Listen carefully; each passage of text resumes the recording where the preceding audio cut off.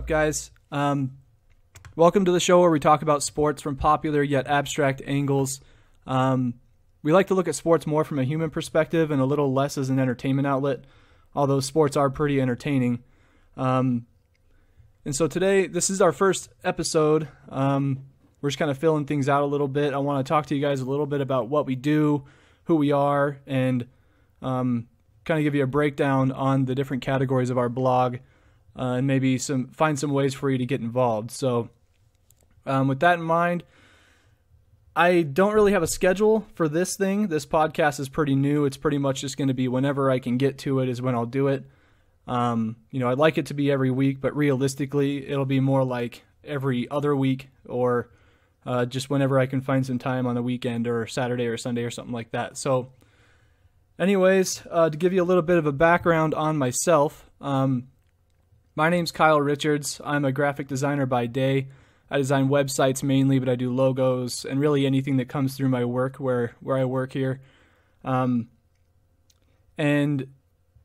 so I went to the University of Idaho, where I got my undergraduate degree in graphic design. And in my senior year there, they talk about, in your senior year, you do a BFA project where you can do any project you want for the entire school year, as long as you're writing a thesis that goes along with it. And so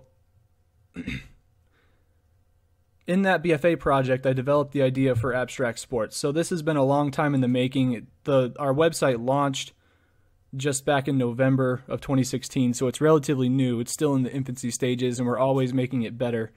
But to give you a background on where it came from, I have to talk about my college stuff. So in my senior year, I had to develop a project, and I knew when they said that we could do whatever we wanted, it was going to be about basketball. Sports have always had a pretty important place in my life. I played basketball and football, soccer, all other kinds of organized sports, whether it's flag football or indoor soccer, YMCA basketball, that type of stuff. And that was really awesome for me because it gave me a chance to meet some friends, but I was also developing...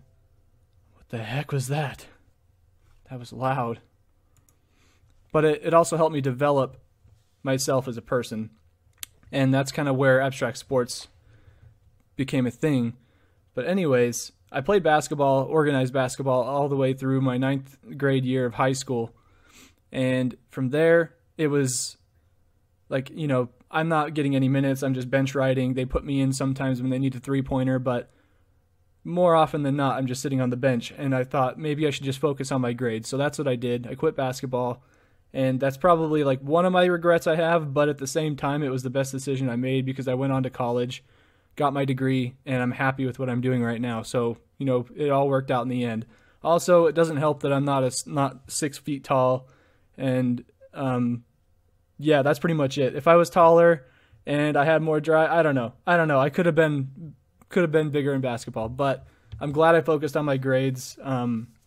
That's always been my thing anyway. So I went on to college, and in this project I was developing for my BFA, it was pretty crazy. At first, you just kind of start making a whole bunch of stuff, and for me, I was just making a bunch of stuff relating to basketball. So one example was I watched a game, like an old game of Michael Jordan, and basically I just traced his path wherever he went on the basketball court. So I made some printouts of the basketball court, and I just started tracing his path wherever he went on the court because I thought that might produce something interesting. It would look kind of cool, but also maybe it could reveal something about how teams could have defended him better or where his hot spots are. And obviously, and analytics will probably show you all those things, but I was just trying something out. I was experimenting. So, that was one example of a thing that I did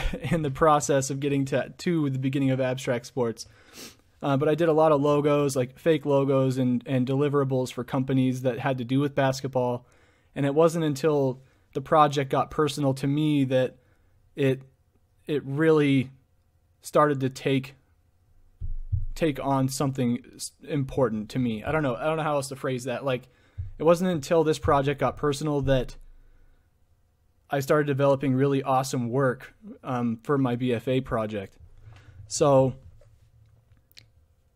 basically, I long story short, I developed a reward system around the intangibles in sports, and it was meant to be for like for youth, kids who are developing in sports, and that's just kind of the route that it went, because you can't really reward a high school team. Well, maybe you could, but like a college team, you can't reward them for their intangibles because they're already so far developed that they know those things and they're just kind of in the thick of the game. But I was trying to like pinpoint like kids who would like to have something pointed out that's not numbers on a stat column, but it can also help them in real life. So things like, just to name a few, things like leadership, attitude, effort, development, support, sportsmanship, all these things that are really important in life, not just in sports. And so I developed a reward system around that. I made packaging a packaging piece. I made pamphlets and stuff. I made printouts. I made all kinds of stuff. I took photos, and it turned out to be really cool, and people really liked my project. And when I graduated college, I was like, I wish I could make this a thing right now, because I want it to be a nonprofit. That's just kind of the direction that it's going. And so that wasn't able to happen, but Abstract Sports is sort of a means of me starting out, and eventually I can maybe start a nonprofit around this idea. But the blog in Abstract Sports is meant to create a discussion about these abstract angles in sports that are sometimes more entertaining to me and other people, I would argue, but also talk about those intangible assets that are more valuable in life than they are, than numbers in a stat column. So that's the beginning of Abstract Sports. And back in November, me and a coworker, we both launched our own sports blogs, and we didn't really know where it was going to go, but we both know that we are super interested in sports, so we would never get sick of it, right? Sorry, I'm trying to figure out this camera angle because it's all backwards.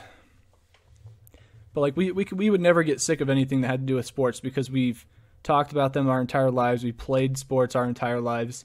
So I started Abstract Sports, and it was really hard to come up with a name because I wanted it to be creative. And abstract is kind of sounds like, what is that? It's pretty obscure, but really that's what it is. We're not talking about, we're not necessarily breaking down games. We can, but the idea is we're talking about things that are related to sports, but have more of an impact than just on the court or on the field.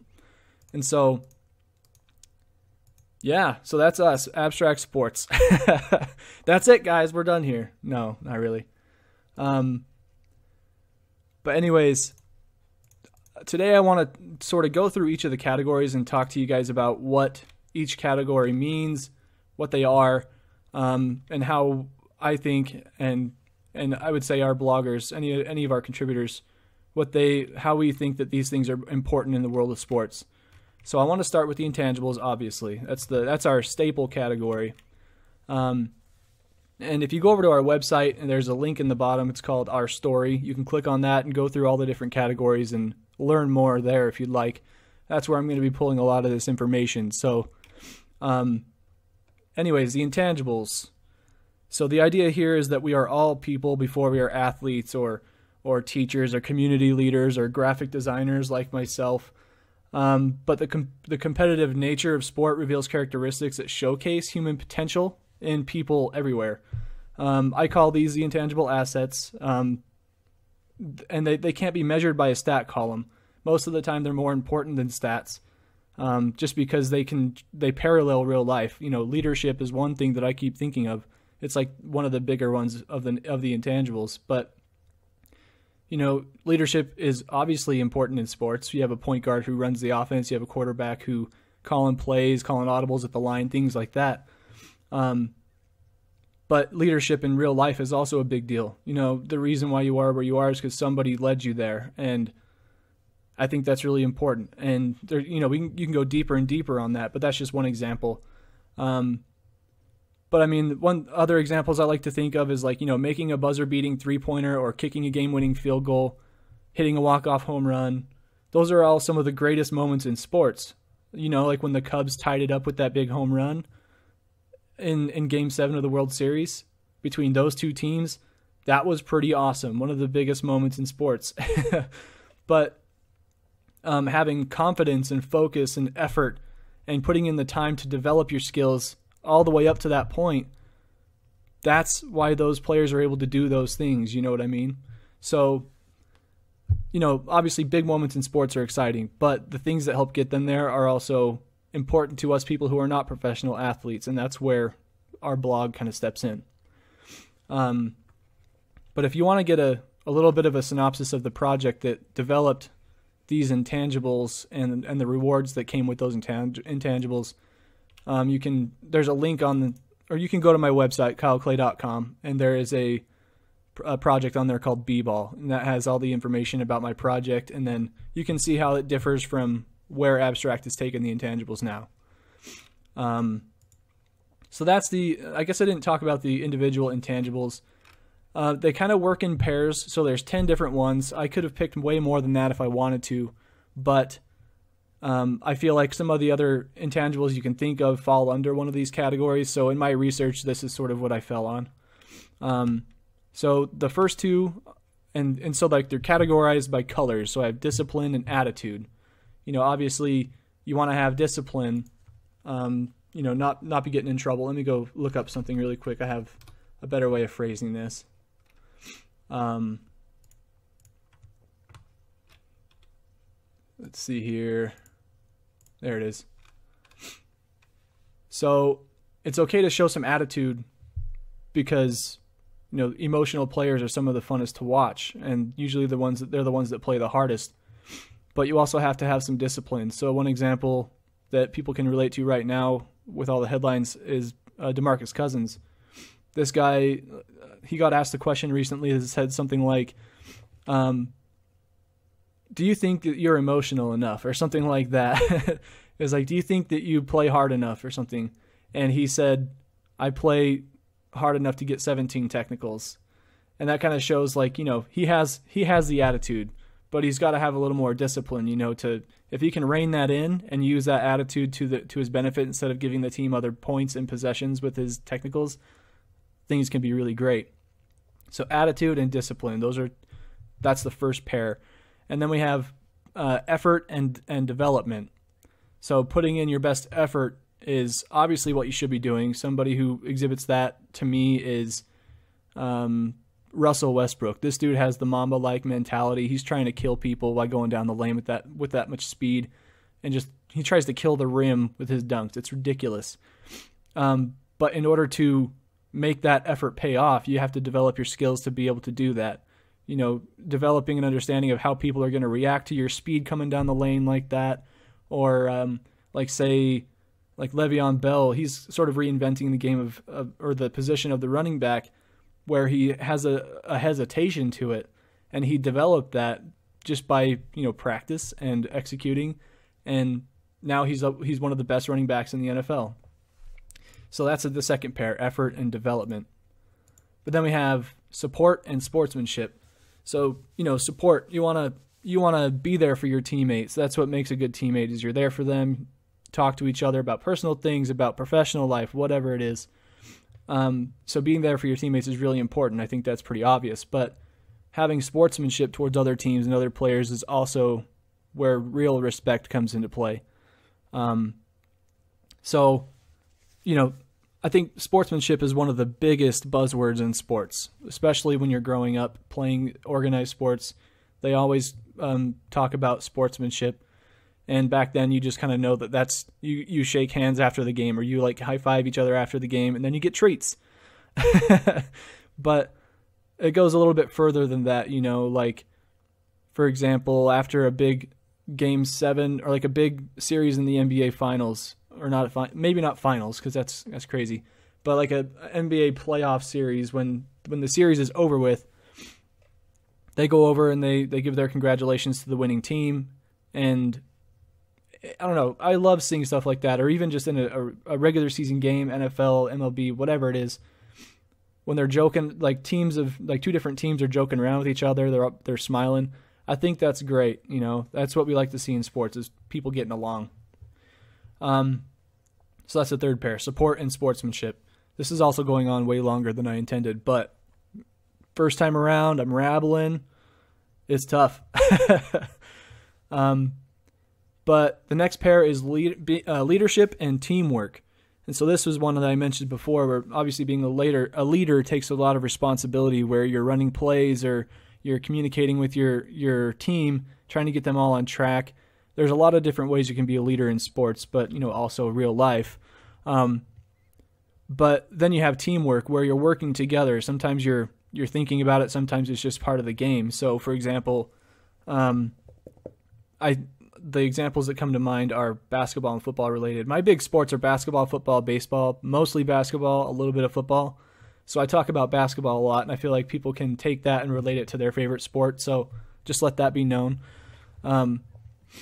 But teamwork, I think of, like, say in the NFL, your offensive line or defensive lineman, you all have certain tasks you have to fulfill to try and get to the quarterback, or if you're on offense, you're trying to protect the quarterback, so you're going different directions, you're getting reads on the defense.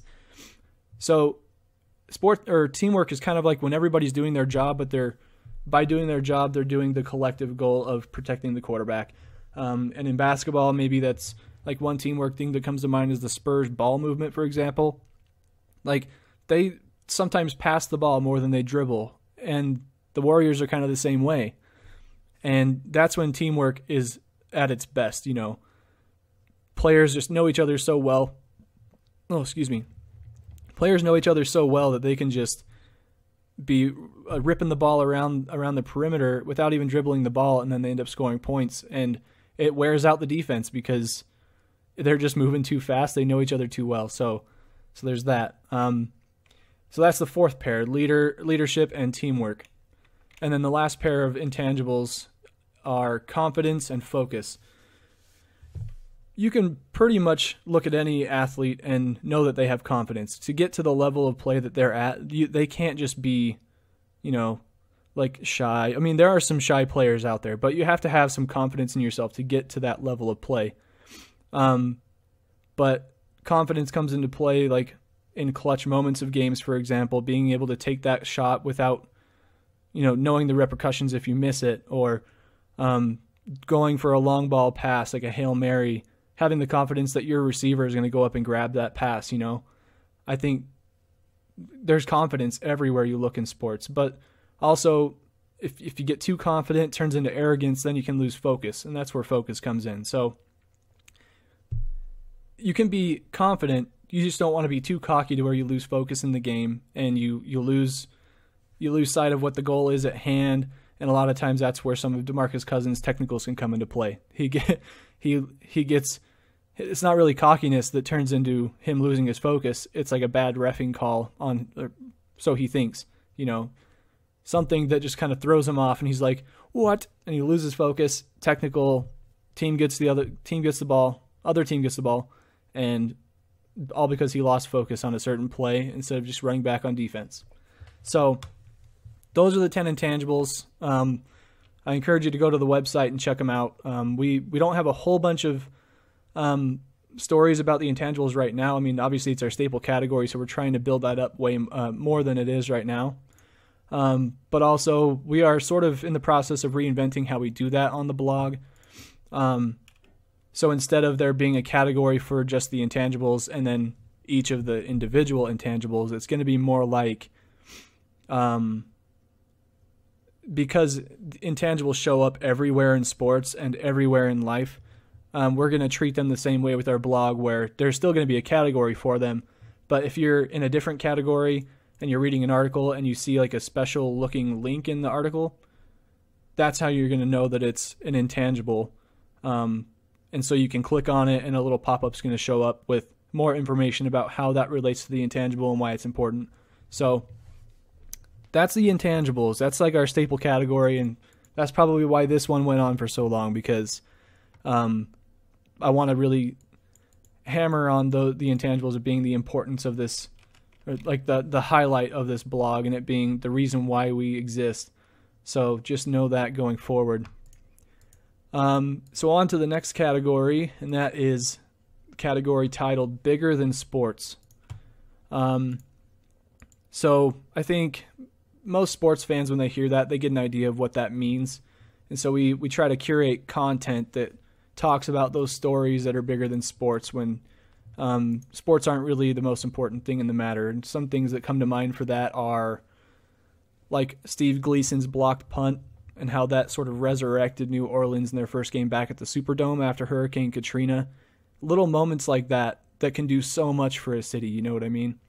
Other examples include, like, after 9/11 happened, the New York Jets and the New York Giants like united the country by getting wins in their respective games that following week, you know. That's big. You know, that brings so much camaraderie to the United States just everywhere because, like, no matter who you're a fan of at that point, you're rooting for those two teams to win because you know the significance of it. It's like an unspoken rule, you know what I mean? So you're like, it gives you chills just thinking about it. You're like, we've got to get this. And if we don't, that's okay, but like we'll root them on and everything still. But if we get the win, man, it's going to be big for people. And that's kind of that's what happened. And then a more recent one in last year's baseball season, the sad story of Jose Fernandez dying in the boating accident. And then literally the next day, D. Gordon, his teammate, one of his best buddies on the team, he comes out and he hits a tributary home run. Like, he said that was his first ever home run, I'm pretty sure, if I remember right. And everybody knew what was happening. When he hit that out of the park, it was crazy because, you know, leading up to that, he took a pitch in Jose Fernandez's batting stance from the other side of the plate. He took a strike, and, you know, it's just crazy to think about. He took a strike there as a tribute to him, like miss you, man. And then he gets over in his own batting stance, next pitch, out of the park. And afterwards, I remember him saying something like, I had some help on that one. Like, those moments are so cool. Like, I'm giddy right now just talking about them because it's so awesome. But when those unscripted moments happen, you just know the significance because you get goosebumps. People might be crying. The crowd's going nuts. But these moments bring a strong sense of unity to the communities that are watching from their televisions or at the game, just in the city in general. So those moments that are bigger than sports, we talk about those in that category. One of my favorite ones because it's just pure human passion. You know what I mean? So that's bigger than sports. On to the next one. It's chasing the ghost. And if you follow basketball at all, especially this season maybe, you'll know where this came from. But this category is named after LeBron's use of the phrase when describing his pursuit of Michael Jordan.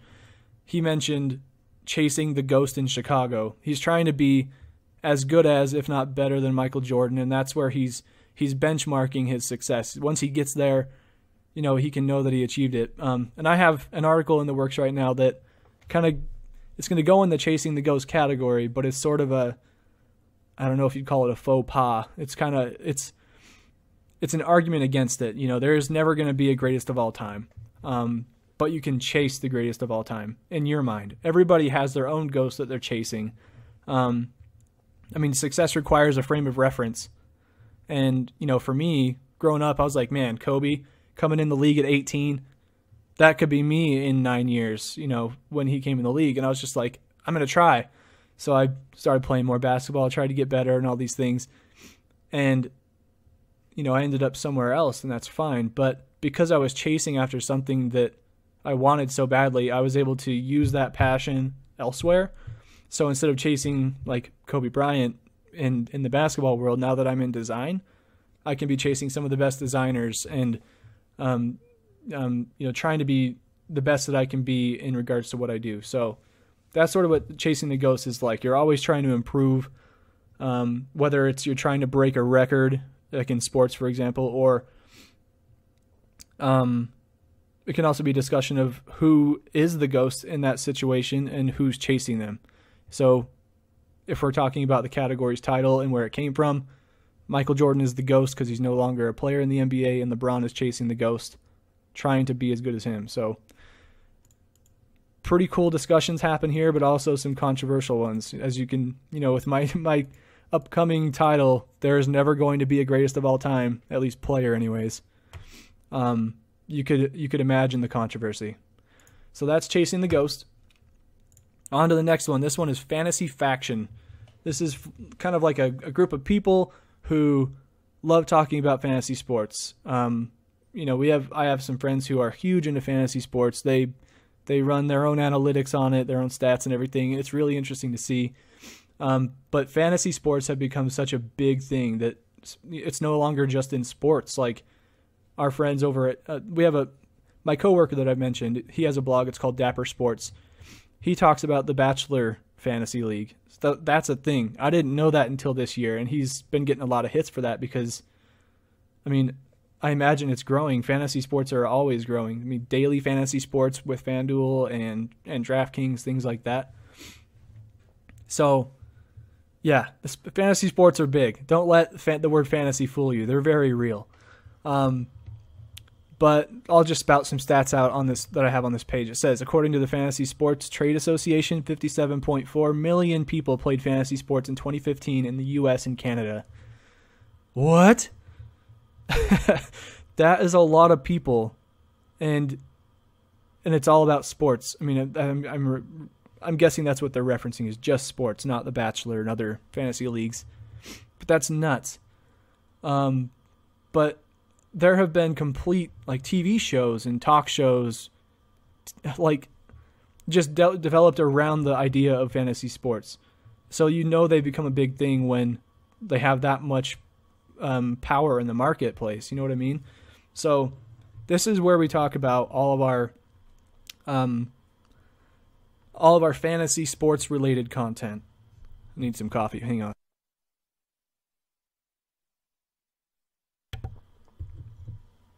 Oh, that's good stuff. So yeah, that's Fantasy Faction. Moving on. The next one is Sports Platform. And we have icons that go with these, and they kind of help illustrate what they mean a little bit. But Sports Platform is kind of like when you're using your fan base to get a message out there. This can also be pretty controversial because a lot of times it's political or, most of the time it's political. But sports, I'm just going to read some of this stuff off here because I've written it. It's got to be read. Sports are a global entertainment outlet that drives social, economic, and political change. And with the increasing popularity and publicity sports have right now, they can act as a platform to bring awareness to causes of all kinds. One of the biggest examples that everybody knows about if you follow sports, or even if you don't, it's everywhere. The breast cancer awareness movement with the color pink. The NFL has commandeered that color for their uniforms for the entire month of October when the season is going, and it brings awareness that people need to go out and get screened, and that is so big. That has gained so much awareness just through the NFL, and that kind of shows you what sports can do. Sports are important because it's a business and gives people a job, pays them. Excuse me. Oh, I just burped. That's gross. But it gives people something to root for. But the sports platform, I lost my train of thought there. Breast cancer awareness is huge. That's a big example of sports platform. All right, I think you understand what I'm talking about. But to take it a little bit further, professional athletes have a following that helps make their voices be heard louder than ever with social media. Going live on Facebook or even Periscope like we are now, things like that. It's helping them get their voices out there, helping people connect with them. And pretty much most athletes have their own foundations, and they're using their income, but also their following to help put more money and volunteer hours towards the movements that they think are most important. And so sports have a pretty big impact on the field as a business and an organization, but they also have a huge impact in the community. And so that's kind of where Sports Platform comes into play. So we talk about stories there. Some recent articles we did there would be, if NFL players were presidential candidates, who would be the candidates? What would be their platform? So a little bit fun with it there, but you kind of get the idea. So moving on to the next one, storyline events. So this one is probably one of our more popular. It's one that most of our contributors have contributed to, because as you know, like most sports groups and accounts, and people like to talk about games. They like to break down games, who's going to win this one and why. They're going to talk about why this defense has a good chance against this offense, so on and so forth. They like to analyze it pretty deeply. And so to make this different for our blog, we wanted to have a ticker of sorts on our website that shows recent or upcoming games that are important. And so if you go to any of the sporting websites like ESPN, they have a ticker at the top that shows all the games for that day, because they cover sports, strictly sports. What teams are going against who, when is the game, and who's going to get the win. That's kind of what they talk about. So I had to make this different for us. And where it becomes different is that we call it storyline events because, it's not necessarily a game, but because it could have been storyline games. But sometimes sports aren't exactly games. It's like an event. So anyway, that's just semantics. But what we do differently with our ticker is that we're talking about games that we think have more importance than just another game. So, say there's a playoff game, a team's legacy is on the line, something like that. That's a pretty simple example. But the ones that I like to write about are like when Russell Westbrook and Kevin Durant go against each other for the first time, having been on separate teams this season. That's a game I want to see because I want to see if there's any animosity towards each other. I want to see if they get in a fight. I mean, I don't condone fighting, but there's a certain sense of emotion that comes with that game, and so that's why I call it storyline events, because there's a lot of headlines going to come from it. It has more importance than just the game. Another example that could fall under this category, which we haven't written about, and I probably will because I'm a Lakers fan. Crap, did I say that too soon? Probably just lost 100 followers. But anyways, other things that could fall under the storyline events category would be like Kobe's last game where he scored 60. We wouldn't have thought he would have scored 60. So if we were to write an article for that game, it probably wouldn't have been predicting him scoring 60, even though Shaq wanted him to hit 50. But we would be like, this is a big deal in sports because one of the biggest icons of the last generation is leaving the game after playing 20 years with the same team. It's a high emotion game, even though it didn't have any importance in terms of getting the win because they were nowhere near playoff contention. Although they did get the win over the Jazz for their 17th win of the season. Woohoo! So that's when, it's more important than just a game. It's when there's another story that goes along with it. So if you go to our website, you'll see those on our homepage right at the top. You can go through and read some of our past ones. And then last but not least, we have a category called the Outsiders. And in the Outsiders, because we were just starting out, like I said, we're just in the infancy stage of being a sports blog, where it's really hard to make a name for yourself in the sports market, especially there's so many independent sports bloggers out there. It's not even funny. So the Outsiders is sort of a way of me attempting to connect with other independent sports bloggers and pull inspiration from what they're doing. I feel like every blog does something a little bit different, whether it's their writing style or, for us, our big thing is the intangibles and the abstract angles on sports.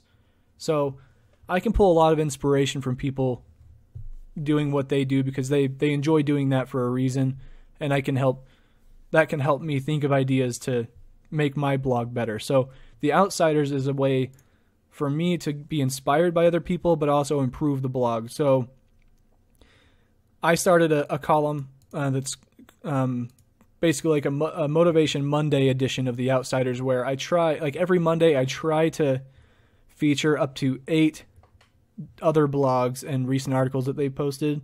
And this is like me being like, hey, if you send me a link to your article, give me a little introduction about your blog, I will give you a link to that article and I'll talk about you because you're taking the time to be engaged with our blog by coming to the blog and submitting it. And then when we give you a shout out on Twitter, we're hoping for follows and retweets and stuff like that. So it's like a mutual beneficial thing where you're getting a link out there for your blog, but we're also getting some coverage for our blog because we're talking about you. So if you want to be featured in The Outsiders, go to our website, go over to our contact page and just drop us a line, leave the link to your article, introduce yourself and your blog. And, we try to do that every Monday. If we don't have enough people for that Monday, we'll probably just stockpile articles until we get up to 8. That way we're not just putting out, I did this once before, but I don't want to put out an Outsiders article that has just one featured blog on it. So if you want to be featured, send us your link, and once we hit 8, we will share it all to the world, and then we'll do the same thing the next Monday. And the idea is that it's going to be a competitive process. People are going to be fighting for those spots, and basically, because I'm the curator of that content, I'm going to pick the 8 articles that I think fit our stance on sports the most, but it may be also different. So, yeah, that's sort of an experiment right now. I really like where it's going. I just need to get more involvement. So if you want to be featured, let us know. But anyways, that's pretty much all of our categories right there. From here, I want to just go through some of the recent happenings on the blog. So recently, being the graphic designer / web designer that I am, I redesigned our homepage, and I plan to redesign the rest of the website too. But I redesigned the homepage, and it's very slick now. It's got some cool effects in there, but it's also heavy emphasis on most recent articles for each category. So at the top, I have the storyline events, just like any other ticker on another sports website. You'd see them at the top because those games have a time-sensitive tracker on it, like the game happens tomorrow, so you want to read this article now, that type of stuff. So I did a little article about the Houston Rockets playing the Pelicans after the All-Star break when DeMarcus Cousins had been traded to the Pelicans. Pretty crazy situation. The sports world went nuts when that happened. And he took that pretty hard because he was really strongly connected in the Sacramento community. So I wrote a little preview talking about what the significance that holds, where there's Anthony Davis and DeMarcus Cousins being on the same team, same NBA team for the first time ever. And also being the first duo since Tim Duncan and David Robinson to average 20 points and 10 rebounds. That's pretty big. And that's like, that's like 15 years ago that was. Holy cow. That's nuts. And so I talked about that a little bit and how they could potentially be making a playoff push where they're contending with about 6 other teams for the 8th spot. The top 7 spots in the West are pretty much, they're not necessarily solidified. They can move around amongst themselves in the top 7. But those top 7 seeds are probably going to go on because they're about 7 games ahead of the next closest team in the 8th spot, being the Denver Nuggets. So, lots of stories going on there, guys. You'll want to follow that one. And then on the homepage, I also got a little about section. You can read that, blah, blah, blah. Let's see, what's a more recent thing? One of my buddies also just published an article about a week ago. It's titled, "Is It Just a Game?" And this article is deep. It really does make you question your place in sports and why you root for certain teams and certain players. He has a lot of, I don't know what you'd call them, open-ended questions that you can think about. And it really made me think. I'm a Lakers fan. I've been a Lakers fan ever since Kobe Bryant came into the league because, like I was saying before, I was super stoked that an 18-year-old could do that. And I'm like, that could be me in 9 years. And so that's how I'm a Lakers fan. I'm not a bandwagon fan that just sort of jumped on because they were winning. Because when Kobe came, they were not winning right away. It was a few years. But, there was just a bonus later on when my team started winning. That was really cool. But anyways, it really made me question why I root for those teams and what kind of things in my personal life am I associating to that likement. Or likement, is that a word? What? Like, why why do I like the Lakers? Is it because I like being a part of something big, bigger than myself? Like, I have to feel like I have to draw the success, the good feeling of success from my team instead of my personal life. That's one of the questions he asked in that article, and I'm like, dang, that kind of hurts, man. But he's saying a lot of things that sports fans kind of probably know about already, but at that moment it makes you think about it. So go check out that article. It's called "Is It Just a Game?" You can find a link on our homepage. It's also a part of the bigger than sports category because he's talking about it's not just a game. Like, there's so much more moving parts to it. Let's see, what's another more recent one? Right now we're featuring our one of our contributors. His name's AJ Rupp. He's the guy that runs the Dapper Sports blog. If you want to go check them out, he does a lot of stuff with The Bachelor. He has cheat sheets for The Bachelor. That's kind of gotten him a lot of traffic lately. But he also writes some guest articles for us every once in a while to so he can earn his badges. Ooh, that's another thing I could talk about. Oh, I'll get there. How to get involved, that's going to be an important part of this podcast. Because I want to help this thing grow and help you grow as a writer, whether you're serious about it or not. I want to help. So anyways, you can go check out AJ's profile, see what badges he's earned, read some of his articles. He is a content writer for a living, so he's really good at what he does, and he loves sports, so he writes some pretty cool stories. What else? Yeah, he's pretty much the one guy that we feature all the time in our Outsiders, so if you want to be one of those people, let us know. And again, you can find all this information on the website, abstractsports.com. So yeah, new homepage on the website. It's pretty slick, a lot of content. Hope you guys like it. But we also are looking into expanding our blog soon. I have a couple more categories in mind. One that I know for sure is going to be esports, because I just, where this blog is about abstract angles on sports, a lot of people talk about whether esports should be a sport, should be considered a sport. And so I have an article in the works that's going to launch that category into space. Esports are growing like crazy right now. Like, sports or athletes are buying competitive esports teams because they know it's going to be a big deal.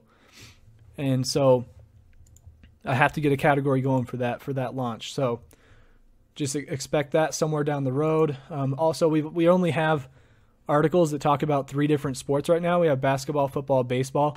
So if you're wanting to get involved and you like writing about a particular sport, we can create a new category for you. For example, hockey's a pretty big deal right now with it being on track with the basketball season for the NBA.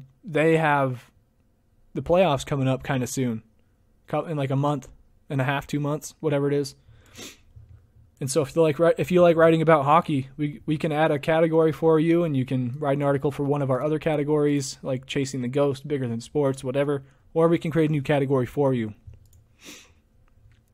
And speaking of getting involved, if you want to get involved, go to our website, abstractsports.com. You can find a link at the bottom of the page. It says Submit an Article. If you go there, there'll be a form, and it gives you some instructions. We have an FAQ list that you can go check out and make sure that you just want to make sure that this is for you, that you want to actually do this. It answers a lot of questions of how the process is going to go, from the submission process to the review process to what happens after it goes live, that kind of stuff. So just know that, just because we're starting out, we can't really pay our contributors for putting content on our blog, but rather we're paying in terms of exposure. And I know that sounds cheap, but this is a side project for me, so I can't be paying you like $5 an article. But, maybe somewhere down the road if we're super successful. But right now I'm offering exposure to your blog. So say if you have your own blog, you can have a link to it, as well as your Twitter page, a Facebook page. It can't be a personal Facebook page because that's just weird. People are going to go friend you. You don't even know who they are. You want them to go to a brand page where they can follow you, keep up with your content. So you get links and you get exposure through us by submitting articles. And once if I sort of decide that you are a valuable contributor to us, I will reward you. One example is, say if you have a blog, and, because I'm a designer, I have the ability to revamp your stuff, and like say you have a logo, it needs cleaned up a little bit, I can probably do that for you. And if you become like a super all-star person on our blog, I could probably do more than that. Maybe a discount on a website, something like that. So just something to keep in mind. But yeah, you can go submit an article. You can upload your images, just basically make it look as much like an article as you can. Tell me where to put the images in that article, and I'll review it, get back to you, and I'll let you know it's going to go live. Just know that when you submit something through that form, we have permission to publish that. That's kind of the whole point of the form. So I feel like that's fair. I need to create a terms of use, so you guys can't pull a smooth one on me. You know what I mean? So anyways, that's a few ways how you can get involved. Just to recap, you can submit an article to our blog as a guest. And you can also get featured in the Outsiders by submitting an article, just like giving us a link that you want to be featured in there. And other ways is just engage with us on social media. We're live on Periscope right now. This is sort of a new thing for us. I saw a few notifications pop up as I was doing this stream. So I don't know if we gain some followers. That would be pretty lit, but I don't know. So get at us on Periscope, because that's where you'll find us first. We're going to be going live. Similar format as this. I'm not sure when or how often. I just had time today, and I've been wanting to do this for a while, so here you go. But then we have also Facebook and Twitter are two big ones. Our Facebook is probably our most valuable because we get a lot of coverage there, mostly through my personal friends and family right now, but obviously it's growing. Oh, what is going on here? I need to look at something. Sorry. Oh, we're good. All right. But yeah, Facebook, and then Twitter is pretty big. That's where we have the most followers. We got 101 right now. I know that's weak. We've only been around since November, and I've been trying to find ways to boost that. So get at us on Twitter. We love having conversations with people. Like I was saying, this blog is meant to generate a discussion about sports, whether it's about who's better than who, or whatever it is you want to talk about with sports. Let us know, and we'll reply and follow back, all that stuff. And then we have Instagram as well, and that's kind of like we put stuff on there. I know the Instagram community is huge. On there, I like to just go through and read a lot of the main Instagram sports accounts posts, and I'll go through and read comments and reply to comments and stuff like that. Try to engage with the sports community in a way that is innocent and sort of passive. I don't know. I think it's just fun for me. But anyways, I think that's it. I think I covered everything that I could think of. Be sure to head over to our website to learn more information. It's www.abstractsports.com. Send us a message to our contact form if you'd like. Get at us on social media, Facebook, Twitter, Periscope, Instagram. And we're also going to be uploading this podcast to SoundCloud. And if you're hearing it from SoundCloud, that's going to sound dumb. Because duh. But anyways, again, my name's Kyle Richards. This is Abstract Sports. Thanks for listening. We'll see you guys later.